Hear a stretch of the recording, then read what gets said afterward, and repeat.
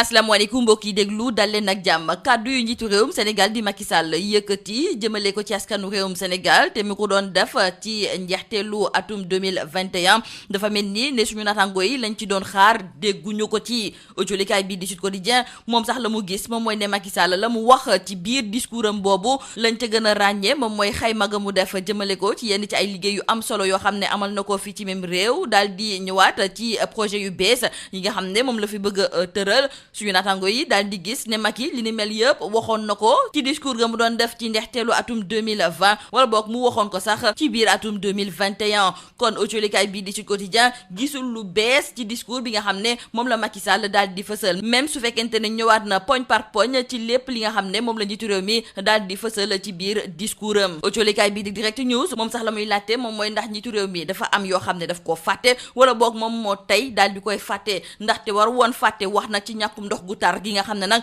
ñu ngi koy nemmeeku keroog ba fi seen o ñëwee ba léegi waroon na wax tamit ci jafe-jafe yi nga xam ne ñu ngi koy nemmeeku ci wàllu jàngale bi ak tamit jafe-jafe yi nga xam ne xale yi ñu ngi koy am ngir dem jàng yi ak tamit xale yi nekk ci mbedd mi kon Macky dafa mel ni ne suñu naataangoo yu colikaay bii di Direct News ak tamit Sud Quotidien ñoom de discours bi doyu leen boobu fekk na ne colikaay bii di Le Soleil moom la mu gis moom mooy ne ci biir discours njiitu réew mi la mu ca wax yépp am na solo te it njiitu réew mi dafa bëgg a def kéemtalaay kàttanam ba suqali réewum Sénégal ab discours bilan moom la njiitu réew mi daal di def loolu la colikaay bii di Rewmi Quotidien daal di gis colikaay bii di Les Échos gis tamit ci biir discours bi ne Macky daal dinay défendre bu baax a baax ñi nga xam ne ñoom ñooy jigéen yi woote na jàmm ci wàllu élection yi nga xam ne moom la ñu dëgmal ba pare it dalal na xel ci wàllu koom-koom kon njiitu réew mi nañ ko doon déggee muy daal di wax ci discours am googu loolu day firndeel ne moom kontaan na ci bilan bi nga xam ne moom la def fii ci mim réew waaye kii di Déthié Fall moom kontaanul dara waaye ci ki nga xam ne nag moom mooy Macky Sall ak régime am ndaxte ci biir culikaay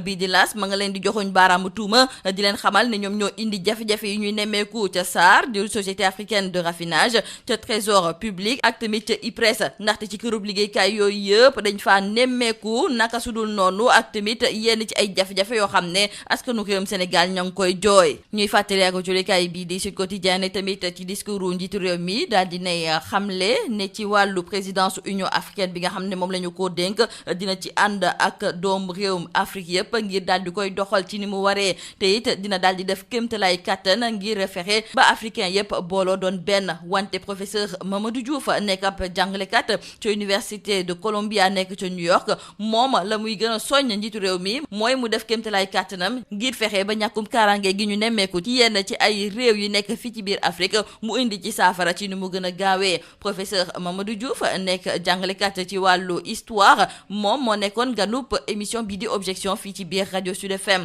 mu daal di gis ne Macky liggéey bu metti liggéey bu bëri it moom moo koy xaar ci bopp kuréel bi di Union africaine te it faw nag mu xool ci yan yoon lañ war a mën a jaar ngir indi saafara ci wàllu ñàkkum karange gi nga xam ne moom la ñu nemmeeku ci yenn ci ay dëkk yu nekk fii ci biir Afrique loolu warul doon rek priorité wante sur priorité la war a doon ci kii di Macky Sall li am ba des ci wàllu élection locale yi nga xam ne nag moom la ñu dëgmal colikaay bii di critique mi ngi ñuy xamal ne njiitu réew mi fësal na ko ci biir discours am ndaxte daal dinay woo ñi nga xam ne ñoom ñoo nekk ci langue politique gi ngir ñu daal di fexe ba jàmm di wéy di am ci wàll gi ni mel ba léegi ci lu jublu ci wàllu politique sax ñu ngi ñuy xamal ci biir colikaay bii di Le Mandat ne waa coalition Yewwi Askan Wi ñoom ña ngay waajal seen bopp bu baax a baax ci wàllu campagne bi nga xam ne moom la ñu dëgmal ndaxte ci diirub benn fan ñoom daal dina ñuy jot koppar gu toll ci 250 millions loolu kon di firndeel ne Khalifa Sall ak i ñoñam ñoom pare nañu ci wàllu campagne gi ñu dëgmal jeexale ak wàllu tàggat yaram ak colikaay bii di Stade di naqarlu nag